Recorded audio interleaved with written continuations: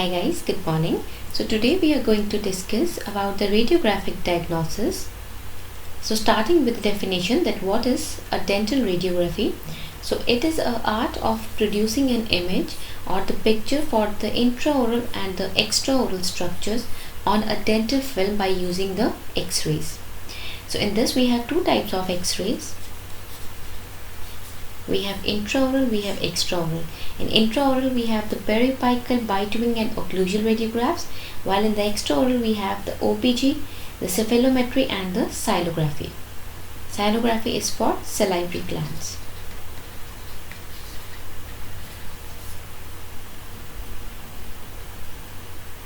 So coming on to the normal radiographic feature or the normal radiographic anatomy. So in this is the enamel, this is the dentine, this is the pulp cavity, this is the root canal, this is the amylosegmental junction, this is the periodontal ligament, and this is the lamina dura. So in this enamel, it is the most radio-opaque structure. The dentine, it is slightly lighter than that of the enamel. It is also a radio-opaque structure. The pulp cavity, it is radiolucent. It has a radiolucent lines within the tooth. The alveolar crest has the gingival margin of the alveolar process which appear as a radio-opaque line. The pedial space, these are narrow radiolucent lines which surrounds the tooth surface, while the lamina dura, it is the radio-opaque line representing the tooth socket. Coming on to the radiographic interpretation. So basically when we interpret any radiograph, so we are interpreting on the basis of these 5 steps. First is the localization, observation, the general consideration, interpretation and correlation. So we are going to take these steps one by one, starting with the first step, that is the localization. So in this, it is localized. Any lesion, it may be localized or it may be generalized. The position in the jaw, it may be single or multiple, and the size of the lesion. Second is the observation. So in this, all the shadows other than the localized shadows of the normal landmark, it must be observed. For example, the shadows in the crown, cervical area, roots, restoration size of the root canals, periodontal membrane space, the periapical area, alveolar crest, foreign bodies and integrity of the bone. In the general consideration, in this, a radiograph shows only the 2 dimensions of a 3-dimensional object, that is the width and the height, but do not the depth. First is the cervical burnouts. It is usually appear as a cervical radiolucency, and it is misinterpreted by the caries. So this occurs due to the less density and more penetration of the X-rays. Important. The pulp exposure never to be determined from the radiograph, but only the proximity to the pulp. In the interpretation, the studying the feature of the teeth and the bone. So in the teeth, the study of whole the teeth or the whole the tooth, like the crown, root, enamel, pulp, and the number of the teeth, and finally the supporting structure like the periodontal membrane space, the lamina dura and the alveolar crest. In the bone, you may notice there are the changes in the bone, or the changes in the bone which may include number 1, the changes in the density, change in the margin, changes inside the lesion, effect on the surrounding tissues, and the changes in the structure. And last is the correlation. So the final step is to correlate all the radiographic features to reach a radiographic differential diagnosis. On the basis of the differential diagnosis, you can reach up to a certain diagnosis. So then to draw the final diagnosis, we have to correlate other data such as the case history, the clinical examination and other diagnostic aids with the radiographic differential diagnosis. So this is the metallic restoration, this is the dentine, this is the pulp chamber, this is the alveolar bone, this is the root canal, this is the enamel, this is the PDL, and this is the lamina dura. starting with the enamel, see, the caries is in the enamel, or the caries of the enamel, it appears as a radiolucent. So this is the enamel hypoplasia.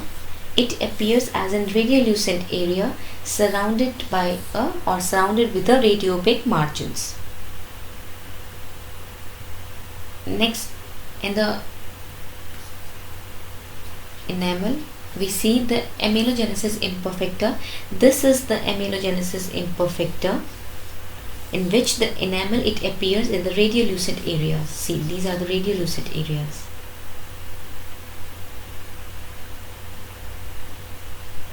Coming on to the dentinogenesis imperfecta. So in this is the dentine. It appears as the radiolucent area surrounded by the faint radio-opaque margin. So this is the area which is surrounded by the radio-opaque margins. This is dentinogenesis imperfecta. Coming on to the dens indentate. So dens indentate, this is what it appears as a radio-opaque structure which is present within the tooth surrounding by the radiolucent margins. See, and this is the dens indentate. Coming on to the internal resorption. So this is the internal resorption. This is the radiolucent lines which appears on the apex or the lateral side of the root dentine. Coming on after the enamel and dentine, coming on to the pulp. So in this, there is a calcification of the pulp which appears as a localized area of the radio opacity. This is the radio opaque area. If the calcification is generalized, it appears as a generalized area of the radio opacity. Coming on to the shell tooth. So this is the shell tooth. In this, it appears as a white pulp chamber. So these are the pulp chambers which appears to be white. See, widened pulp chambers. Coming on to the cementoma. So it appears at the apex. This is the apex. So it appears at the apex of the tooth as a radiolucent area in the early stages. See, radiolucent area in the early stages, while it converted into the radio opaque at the terminal stages. Right? Now coming on to the pedial space. So normally it appears as a radiolucent line which surrounds the root surface. So in this, there is a widening of a space which results of the osteoclastic process. So when there is a radiolucent line and the widening of the space, it is a result of an osteolytic process. Example in the osteolytic osteoma. In this, the narrowing of the space, it result of the osteoblastic process. Example, the sclerotoma. See, this is the widened pedial space and this is the narrower pedial space. Next is the lamina dura. So normally it appears as a radio-opaque, clear, continuous band which covers the alveolar bone. That is, it is lining the socket and covers the crest of the alveolar bone. So when there is a discontinuity of the lamina dura, it indicates in the pathological change. So this is the normal or the intact lamina dura, and in this there is a loss of lamina dura. After this, coming on to the alveolar bone. So in this, the bone resorption, it either be horizontal or vertical. So the bone loss, it on the basis of the alveolar bone height, alveolar bone health, it can be generalized, it can be localized. See, this is the horizontal bone loss and this is the vertical bone loss. Next are the metallic restorations. So the metallic restorations, these are appear on the tooth as a radio opaque. Coming on to the status of the root canal. So this is the status of an RCT. It is radio opaque. The whole pulp chamber, it is seen as a radio opaque. These are the dental implant. These are again radio opaque. So this is all about in the periapical. Coming on to the OPGs. So the OPG radiograph, it is an extraoral technique which produces a radiograph with a wide view of the maxilla and the mandible. The maxilla and the mandible, a wide view. So it is also known as pantography. Panto, it means wide. Rotational panoramic radiography. This is a normal OPG. These are the this is the nasal cavity. This is the nasopharynx. This is the oropharynx. This is the glossopharynx, and this is the external auditory canal. It is the air shadows. These are the soft tissue shadows, in which this is the soft palate, right? And this is the pinna, and this is the epiglottis. This is the posterior pharyngeal wall. So as we have already discussed, that ghost cells or the ghost shadows, these are particularly seen in the OPG. So these are the ghost shadows seen in the hard palate, seen in the posterior part of the mandible, and seen in the cervical spine. Coming on to the OPG radiographic interpretation. So in this, describing a lesion in the term of the size, shape, location, density, borders, internal architecture, and its effects on the adjacent structures.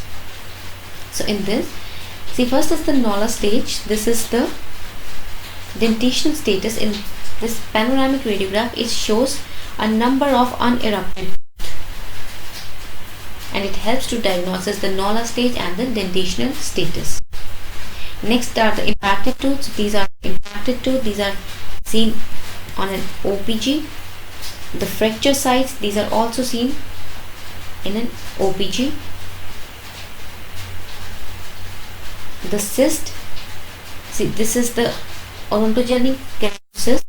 This is the presence of a radiolucency with the corticated borders, and in this, the displacement of the tooth, it shows the diagnosis of the cyst.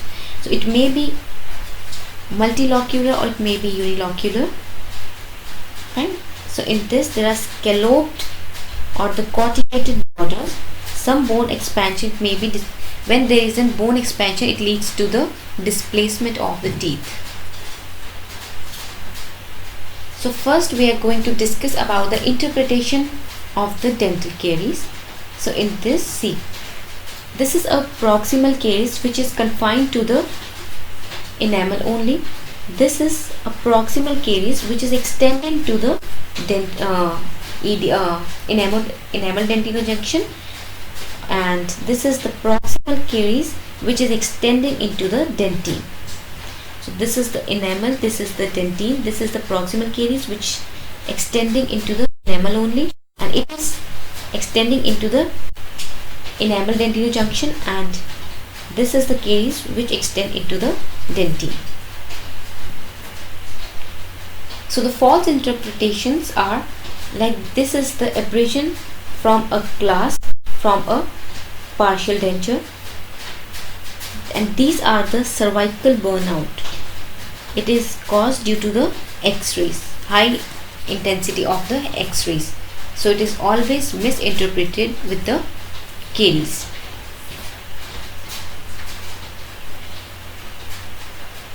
Next are these are the concavities which are produced by the wear. This is the enamel hypoplasia. Very important, the matte band effect. It is particularly seen in the dental caries. Important. Coming on to the occlusal surfaces. So in this, the classic appearance, the occlusal surfaces, in this there is a classic appearance of the lesions which are extending into the dentine. This is extending into the dentine, and it is broad base. See, the shape of this is like the ball shaped. It has a radiolucent zone, it often beneath a fissure. This is a fissure, it is often present beneath a fission and with the little or the no apparent changes in the enamel. So next is the rampant caries. So it is a severe rapidly progressing caries which causes the destruction of the teeth. It can be seen in the children with the poor dietary and the oral hygiene habits, and it also been seen in the people with the xerostomia. The radiographs it demonstrate the severe advanced tooth destruction, especially in the mandibular anterior teeth. So next is the root surface caries. So it involves the cementum as well as the dentine. It is associated with the gingival recession also. The exposed cementum, it is sensitive to attrition,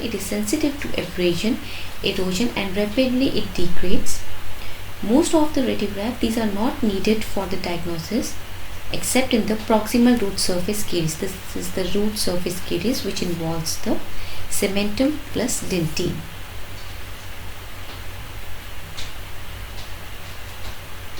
Next is the cervical burnout. So as we have already discussed, it is the absence of an image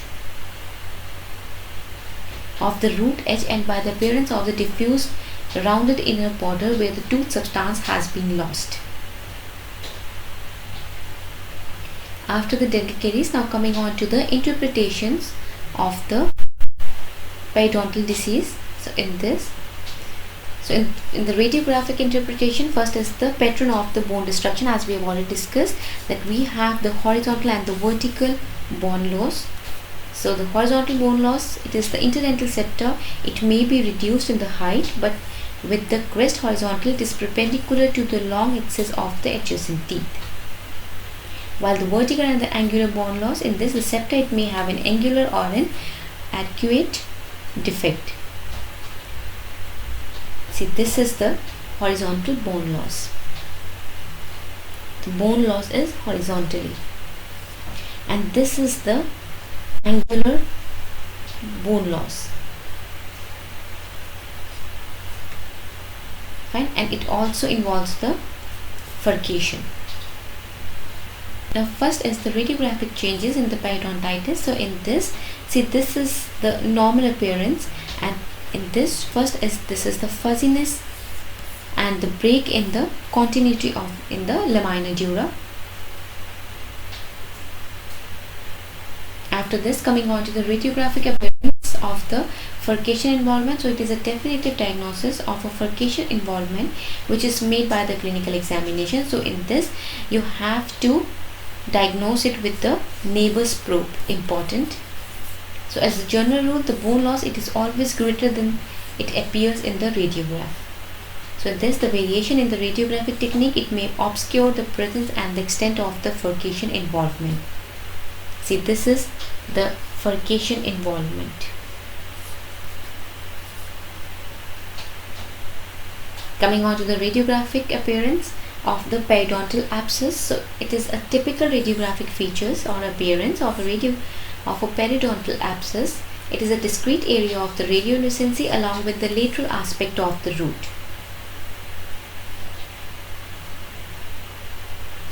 See this one. This is the radiolucent area on the lateral aspect of the root with the chronic periodontal abscess.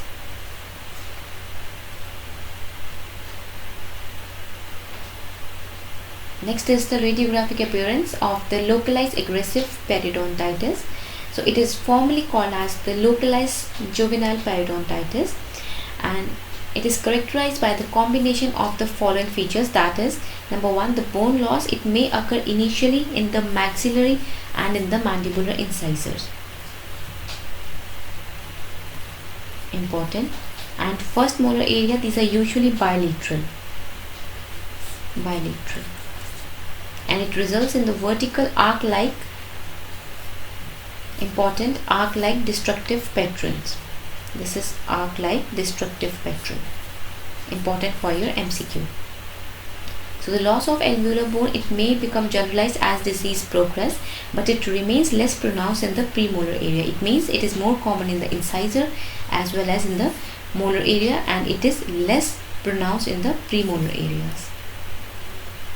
After this, coming on to the radiographic interpretations of the dental anomalies. In this, first the disturbance in the number. So there are more common form of the anodontia. Anodontia, it is a partial anodontia, hypodontia or oligodontia, in which there is a 6 or more teeth are absent. It involves 1 or more teeth. See, this is the abnormal shape with the 2 conical cuspid. So in this, these are the abnormal shape with the 2 conical cuspid. Supernumerary teeth. So the supernumerary teeth, it may be single or it may be multiple and erupted or impacted. The multiple supernumerary teeth which are impacted, these are characteristically seen in the cleidocranial dysplasia and in the Gardner syndrome. Very important. The supernumerary teeth, these are mainly present in the cleidocranial dysplasia and in the Gardner syndrome. Important for your MCQ.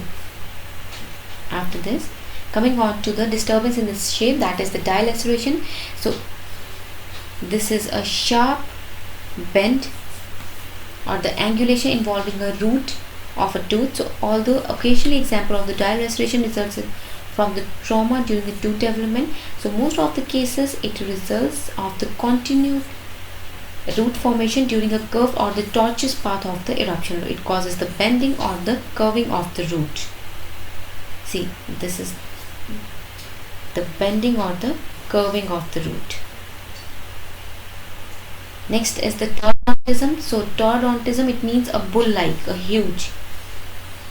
It is a developmental disturbance that primarily affects the molar. Important. Both the permanent as well as the deciduous teeth, it may be affected. Although the involvement of the permanent teeth, it appears to be more. It means permanent are more common than that of temporary. Next is the dens invaginatus. It is also called as dens indentum. We have already discussed. So it is a developmental anomaly that primarily affects the permanent maxillary LI. Very important for your MCQ. Next is the hypercementosis. So teeth with these shape, these are difficult to extract. Why? Without surgical removal, because of the amount of surrounding bone. The hypercementosis, it is more common in teeth which are subjected to either of increase or decrease occlusal forces on the teeth of the patient with the Paget's disease and or the hyperpituitarism. Very important. So the hypercementosis, it is mainly associated with the Paget's disease and with the hyperpituitarism. Important for your MCQ. After the dental anomalies, coming on to the salivary gland, but in this first we discuss about the xylography. So first mentioned by the Carpi in 1902 and the Barsoni, it used as a diagnostic tool in 1925. So xylography, it is basically a radiographic demonstration of a major salivary glands by introducing a radio-opaque contrast medium into their ductal system.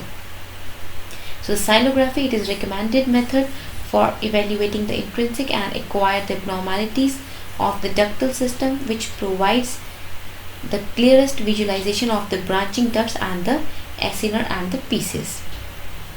So in this, first is the normal xylography appearance of the parotid gland. Important. The tree in winter appearance, very important. So in this, the main duct of diameter 1 to 2 mm wide, and it should be filled completely and uniformly.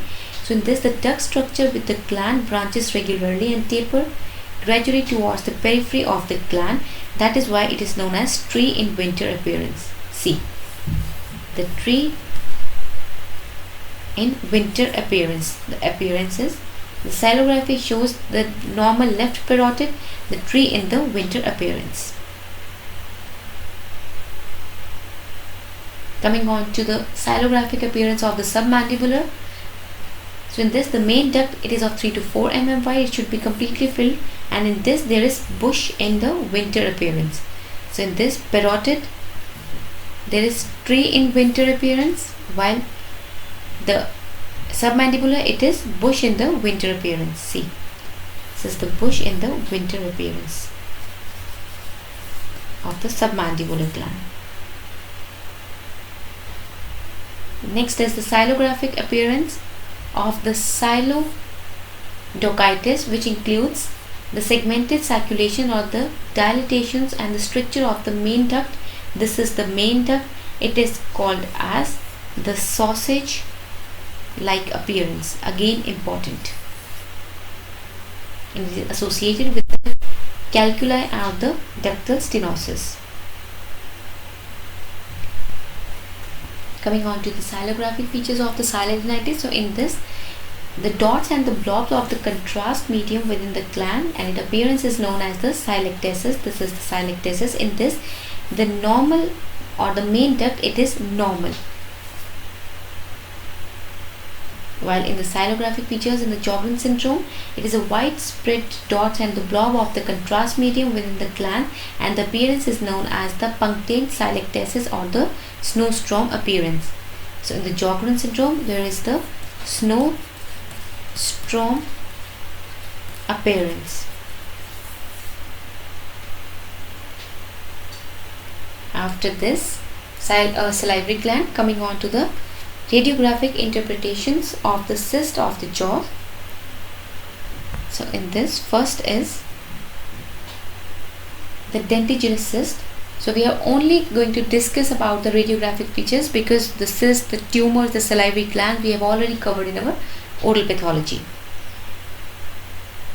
So in the dentigerous cyst, it manifests as a unilocular, well-defined lucency with the sclerotic margins, which are associated with the crown of an impacted, unerupted tooth.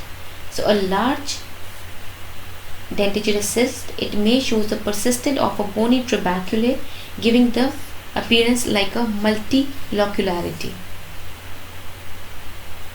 Next is the odontogenic keratocyst. So the OKC, this is the OKC. It is a well-defined radiolucent area with the smooth and often corticated margin. In this, a large lesion, it is particularly present in the posterior body and ascending ramus of the mandible, and it appears as a multilocular, very important point. And it is often associated with the unerupted tooth. In the lesion is 25% to 40% of the cases in such instances, while the radiographic feature, it is suggestive of a dentigerous cyst. So many of them get confused with the dentigerous cyst with the OKC.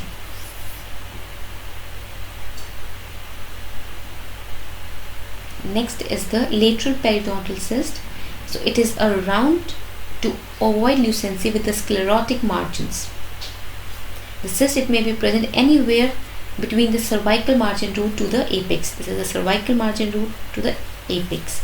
Radiologically or the radiographically, it can confuse with the collateral odontogenic keratocyst. Next is the calcifying odontogenic cyst, very important cyst. It has an intraosseous lesion which is produce a well-defined lucency which is unilocular. It has an irregular calcified masses of varying size which is seen within the radiolucency. These are the calcified masses. So in this, the displacement of the adjacent tooth roots with or without root resorption and the expansion of the plates are also important. Next is the nasopalatine and the incisive canal cyst. So this is a lucency which is usually seen in the incisive canal, and it is difficult to distinguish from the natural large incisive canal. Important. The lucency with the anterior posterior dimension, anterior posterior dimension up to, it is 10 mm, which is considered as the large or enlarged incisive canal. But if the lucency, it is less than 14 mm, then the nasopalatine duct cyst. Fine. If it is up to 10 mm, it is considered as the incisive canal. But if the lucency, it is more than that, it is less than that of the 14 mm, then it is the nasopalatine duct cyst. So lucency appears well defined with the sclerotic borders in the midline palate between the roots of the incisor. This is the midline. It is basically present between the roots of the incisor in the midline. Next is the radicular cyst. So it is usually present as a round avoid lucency with the sclerotic borders and associated with the pulpily affected tooth. If infection it supervenes, the margin becomes indistinct and making it impossible to distinguish from the periapical granuloma. Next is the ABC.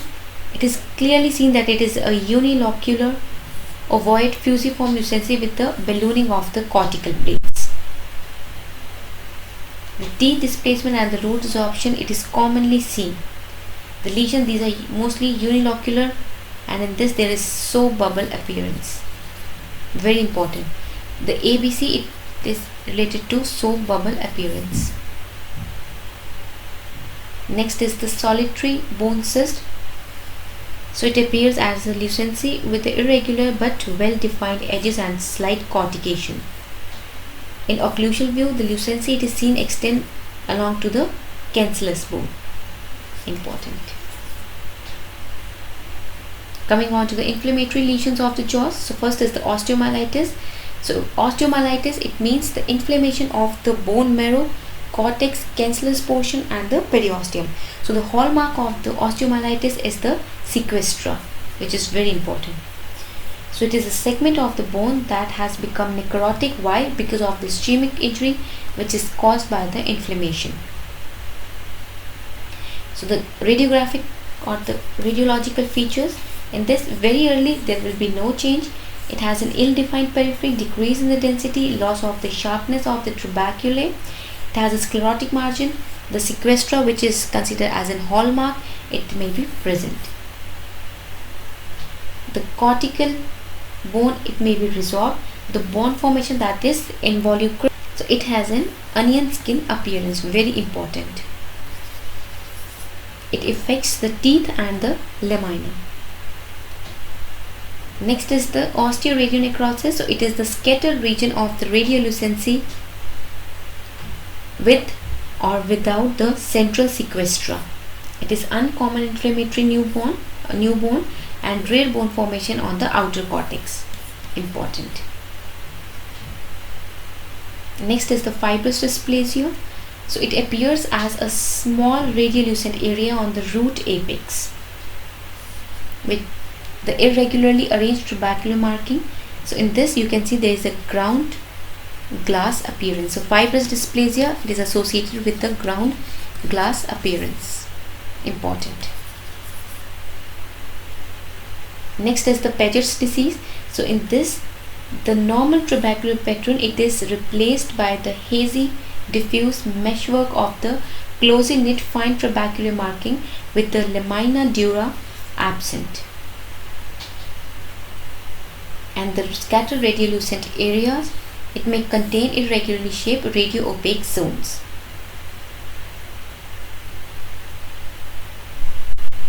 So after this, please note it down. This is very important table which involves all kind of appearances, which is very important for your competitive point of view.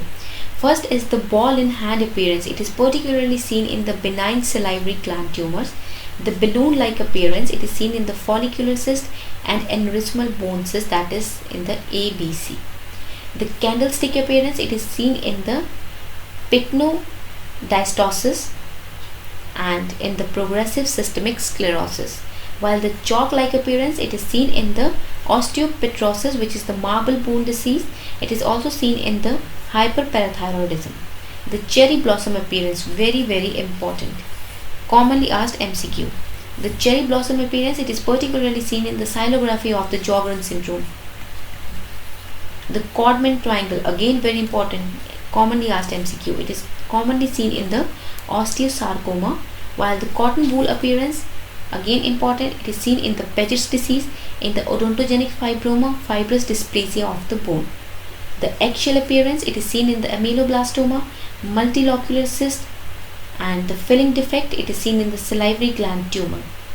The floating teeth appearance, it is seen in the histiocytosis X, the squamous cell carcinoma of the gingiva, and the papillon Lefebvre syndrome and advanced periodontitis. Important, the ghost teeth appearance, it is particularly seen in the OPG, but it is seen in the regional odontodysplasia, commonly asked MCQ.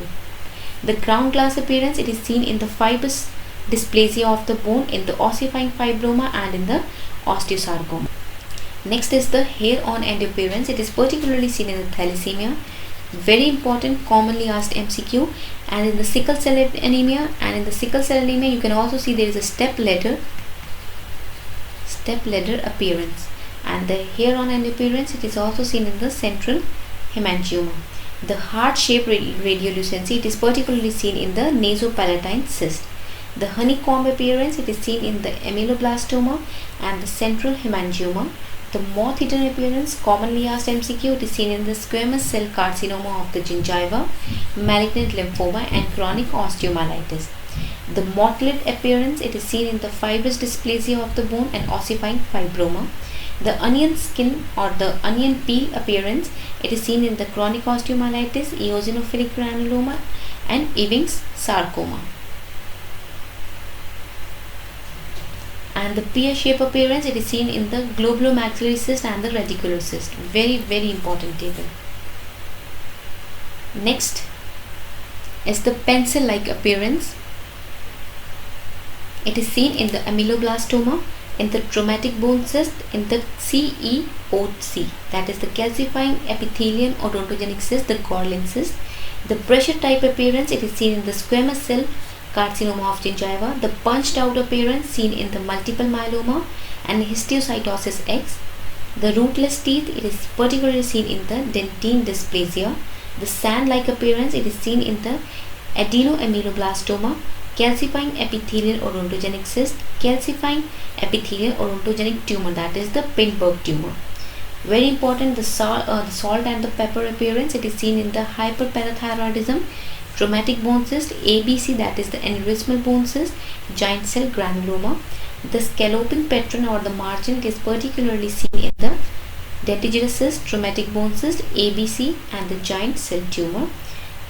The sow bubble appearance, very important, commonly asked, it is seen in the ameloblastoma, giant cell granuloma, central hemangioma. The spiked root, it is seen in the malignant histiocytoma and Burkitt's lymphoma. The sun ray burst appearance, very important, seen in the osteosarcoma, commonly asked MCQ.